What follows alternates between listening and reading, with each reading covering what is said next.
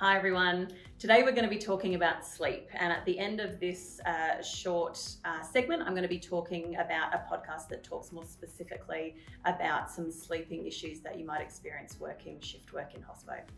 So essentially though, I'm going to be talking over the next couple of minutes about some of the common myths about sleep. And one of the most common that I tend to hear a lot from people is that you need to have 8 hours of sleep in order to actually feel that you've had enough. This is not actually the case. 8 hours of sleep is something we talk a lot about, but essentially that's just the average amount of sleep that people generally tend to take. Essentially, when it comes to sleep, everyone is an individual. You might be fine on 5 hours. Similarly, you might be one of those people who need 10. It's really up to you. And I'll let you in on another tip. The thing about sleep, the best way to tell whether you're getting enough is your daytime functioning. If you feel okay the next day, chances are you're getting enough good quality sleep. If you feel rubbish the next day, chances are it wasn't quite enough. The next myth about sleep is around daytime naps. And certainly I think a lot of people feel like daytime naps are really bad and we should avoid them wherever possible.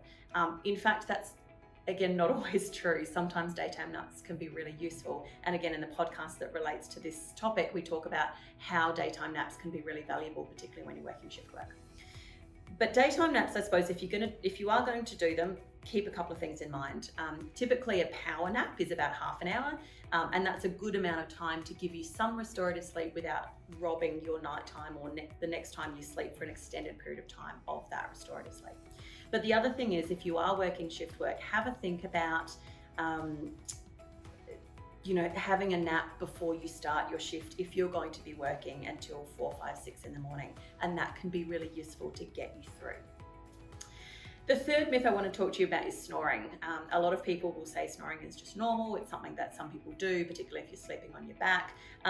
That perhaps is true, but more often than not, for most people, snoring isn't a normal thing.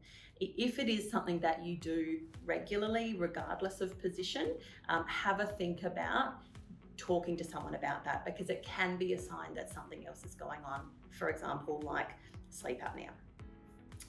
The next myth I wanted to talk to you about is one around staying in bed versus getting out of bed. A lot of people think if I'm not asleep in a certain amount of time, then I just need to lie there until I fall asleep.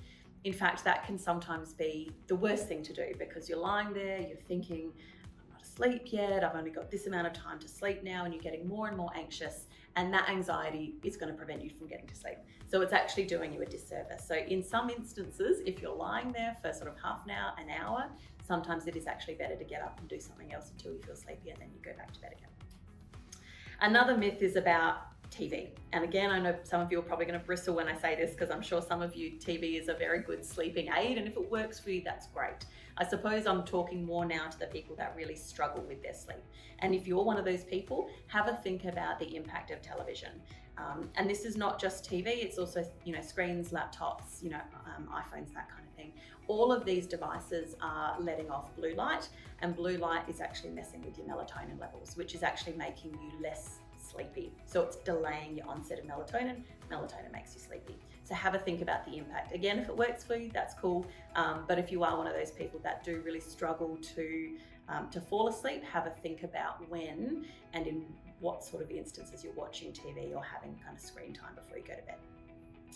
Another one is, and again, I'm probably going to make myself very unpopular, think about the impact of alcohol. And again, I'm very aware in this industry that it's part and parcel, so I'm not here to preach at anyone. I just wanted to give you the information that alcohol, whilst it does help you to fall asleep quicker, it will disrupt your sleep later on in your sleeping time, whatever that is. So just be mindful that you might find yourself feeling quite a bit more tired after you've had quite a few drinks, because it's disrupted your sleep later in the sleeping cycle.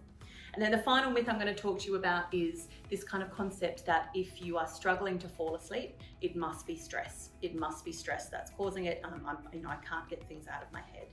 Now that might be true, but also as humans, we are very easily conditioned. So if you've found yourself struggling to sleep on occasion, and so you are lying in bed and thinking, I'm not asleep yet, this is bad, I'm only going to have X number of hours to get enough sleep, and so on and so forth, we can quite easily become conditioned with that sort of anxiety. And then what happens is that the act of going to bed, putting your PJs on, brushing your teeth and all that stuff, that they become triggers in continuing to make you feel anxious. So if it is that you can't fall asleep, or you're really struggling to fall asleep, or you're waking up, it might not always just be stress. It might actually be that you're conditioning yourself, which just requires some different routines. But we do talk more about that in the podcast.